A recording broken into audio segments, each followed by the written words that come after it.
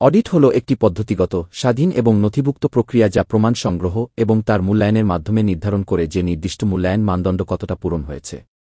অর্থাৎ, অডিটের মাধ্যমে কোনো কার্যক্রম বা প্রক্রিয়া নিরীক্ষা করা হয় এবং যাচাই করা হয় যে তা নির্দিষ্ট মানদণ্ড অনুযায়ী চলছে কিনা। এটি মূলত 3টি ধাপে পরিচালিত হয়। 1. প্রমাণ সংগ্রহ। সংশ্লিষ্ট কার্যক্রমের বিভিন্ন প্রমাণ সংগ্রহ করা হয়, যেমন তথ্য, নথি বা রেকর্ড। 2. প্রমাণ মূল্যায়ন। সংগৃহীত প্রমাণগুলো বিশ্লেষণ করা হয় এবং তা মূল্যায়ন করা হয়। 3. ফলাফল নির্ধারণ। প্রমাণের ভিত্তিতে সিদ্ধান্ত নেওয়া হয় যে কার্যক্রমটি নির্দিষ্ট মানদণ্ড পূরণ করছে কিনা। এই প্রক্রিয়াটি সাধারণত একটি স্বাধীন ও নিরপেক্ষ দল দ্বারা পরিচালিত হয়, যাতে মূল্যায়নটি যথাযথ এবং ন্যায্য হয়।